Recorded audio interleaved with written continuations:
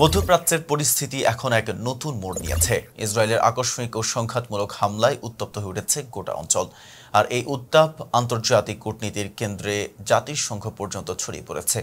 সেখানে চীন দিয়েছে ইসরায়েলকে একের পর এক স্পষ্ট ও কড়া বার্তা।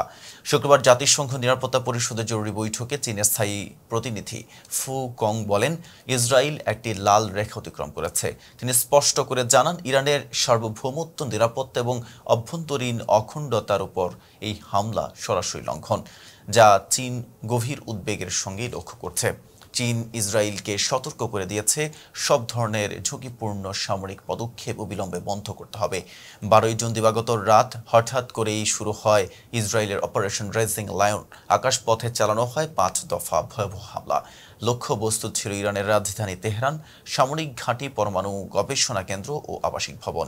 এই হামলায় প্রাণ হারান ইরানের সশস্ত্র বাহিনীর প্রধান মোহাম্মদ বাঘেরি, ইসলামী বিপ্লবী গার্ড বাহিনীর প্রধান হোসেন সালামি, কমান্ডার গোলাম আলী রশিদ ও 6 জন পরমাণু বিজ্ঞানী সহ অন্তত 78 জন। ইসরায়েলের এই পদক্ষেপে হতভম্ব হয়ে যায় গোটা ইরান। তবে তারা বসে থাকেনি। শুক্রবার রাতেই ইরান পাল্টা জবাব দেয় অপারেশন ট্রু প্রমিস 3 চালিয়ে।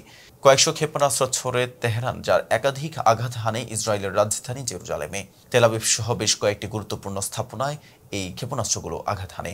হামলার পর ইসরায়েলের প্রধানমন্ত্রী বেনিয়ামিন নেতানিয়াহু শীর্ষ নিরাপত্তা কর্মকর্তাদের সঙ্গে নিয়ে আশ্রয় নেন মাটির নিচে সুরক্ষিত বাংকারে। দেশজুড়ে রেড অ্যালার্ট জারি হয়। আতঙ্কিত জনগণ ছোটে বোমা শেল্টারের দিকে। এমন অবস্থায় আন্তর্জাতিক মহল গভীর উদ্বেগ প্রকাশ করেছে। চীন সহ বিভিন্ন শক্তি এই উত্তেজনা প্রশমনের আহ্বান জানাচ্ছে। ইরান ইসরায়েলের পাল্টাপাল্টি হামলা এবং এই হতাহতের ভয়াবহতা দেখে বিশ্লেষকরা বলছেন, এই যুদ্ধ এখনই থামানো না গেলে তা মধ্যপ্রাচ্যে ছড়িয়ে গোটা বিশ্বের জন্য বিপজ্জনক হয়ে উঠতে পারে। এতক্ষণ সাথে ছিলাম মেহেদী হাসান। ফেজা বিপ্লবের সাথে থাকার জন্য ধন্যবাদ।